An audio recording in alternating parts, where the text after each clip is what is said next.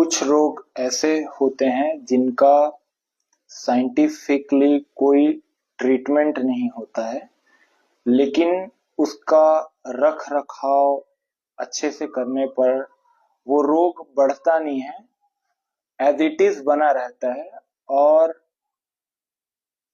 Daily basis पे आप जो भी उस रोग को खत्म करने के लिए चीजें या प्रैक्टिस करते हैं, तो वो खत्म तो नहीं होता है पर उसकी रोकथाम जरूर हो जाती है। तो उन रोगों में से एक रोग हाइपरथायराइड और हाइपोथायराइड है, जिसमें इंसान का वजन या तो बहुत ज्यादा तीव्रता से बढ़ने लगता है या फिर बहुत तीव्रता से कम होने लगता है। ज्यादातर केस में जो है हाइपोथायराइड वेट तेजी से बढ़ना, ये ज्यादातर लोगों में होता है और खास करके महिलाओं में जो है हाइपोथायराइड के केसेस ज्यादा देखे जाते हैं। तो रोकथाम तो इसका है ना, अपने खाने पीने में काफी सारी जो है संयम साधने पड़ते हैं। और इसके अलावा साइंटिफिकली अगर देखें तो योग में, है ना, योग में कुछ जो आसन हैं वो खास तौर पे थायराइड के पेशेंट के लिए होते हैं, जिनमें से हलासना, सर्वांगासन, तिर्यक भुजंग, भुजंगासन, व्याघ्रासन, ऐसी कुछ क्रियाएं हैं, है ना, जो थायराइड के पेशेंट को बहुत हेल्प करते हैं। कुछ जो पेशेंट है ना, लेकिन इसको अपवाद ही बोला जाएगा। देखो, जब हर व्यक्ति में कोई योगिक क्रिया पूरी तरह से काम करती है, तब हम बोल सकते हैं कि ये जो प्रैक्टिस है वो इस रोग के लिए पूरी तरह से कामगर है। लेकिन वहीं अगर 100 पेशेंट थायराइड के 100 पेशेंट में से किसी एक दो पेशेंट को अगर कोई चीज ठीक कर दे, तो हम ये नहीं बोल सकते कि ये 100% कामगर है।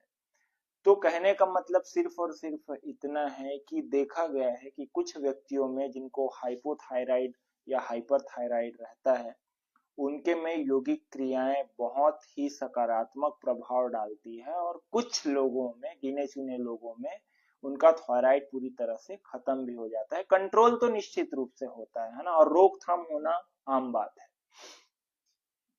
तो कुछ आसन जो मैंने बताए वो जरूर करें, साथ ही कुंजल क्रिया अपनी डेली प्रैक्टिस में डालें। कुंजल क्रिया के बारे में आपको आप थोड़ा सर्च कर ले, बाकी मैं आपको बता देता हूँ कि कंटिन्यूसली 8 से 10 ग्लास पानी आपको कुनकुना गर्म किया हुआ पानी, कुनकुना पानी, नमक मिला हुआ पानी, है ना, जल्दी से 8 से 10 ग्लास पीना है। उसके बाद थोड़ा सा अपने कमर को झुका करके आपको अपनी ये 3 उंगलियां जो है मुंह के अंदर डाल के अपने कंठ को टच करना है, और जो भी पिया हुआ पानी है उस पानी से कम 2 से ढाई ग्लास पानी, अगर आपने 8 ग्लास पानी पिया है तो 2-2.5 ग्लास के करीब पानी बाहर आ जाएगा। हो सकता है जो शुरुआती अभ्यासी हो उनके शरीर से कम पानी जो है बाहर आए, वो 1 ग्लास पानी भी हो सकता है। तो ये जो कुंजल क्रिया है पूरी हो जाती है। ये ईएनटी का काम करती है ना।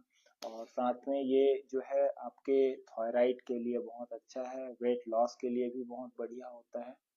और जब कुंजल क्रिया करें, जैसे मान लो हफ्ते में 1 या 2 दिन करें, तो उस पूरे जो दिन भर में, है ना, शाम को आप कुछ भी ले सकते हैं सामान्य भोजन, लेकिन दिन के टाइम में आपको दलिया पे रहना पड़ता है। जौ का दलिया बना ले तो बहुत अच्छा है।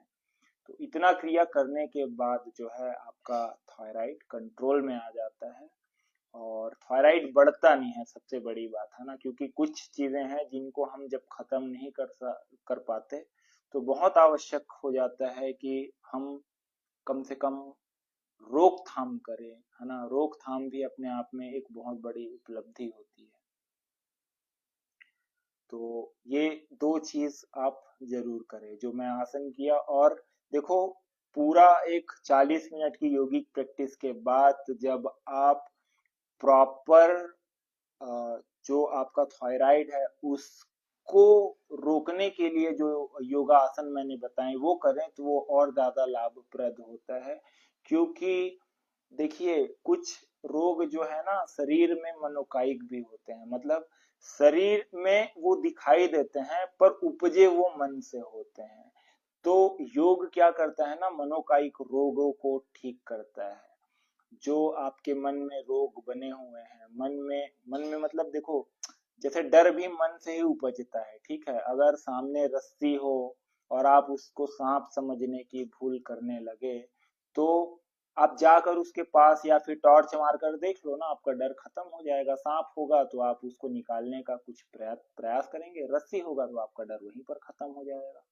तो कहने का मतलब है, मनोकायिक चीजें भी अंदर के शरीर पर काफी प्रभाव डालती है, जिसमें से थायराइड रोग एक है। आपने चेकअप करवाया, आपका थायराइड निकला, ठीक है, शरीर में थायराइड तो निकला, लेकिन इसका जब जब आपको पता चल गया थायराइड है और आपका बढ़ता चला गया, तो क्या होता है ना कि मन ने कुछ गांठें बना ली होती है कि थायराइड हो गया है तो अब ये इसका रोकथाम का प्रयत्न तो कर रहे हैं, फिर बढ़ता ही जा रहा है। तो इंसान के मन में एक डर बैठ जाता है, और उस डर को हटाने के लिए ही हमारे जो है ना, योगिक क्रियाएं बताई गई है, बॉडी क्लींजिंग, शरीर को शुद्ध करने की क्रियाएं बताई गई है। तो ये चीजें हमको अवश्य करनी चाहिए। चलिए, आज के सेशन को यहीं पर समाप्त करते हैं। Thank you.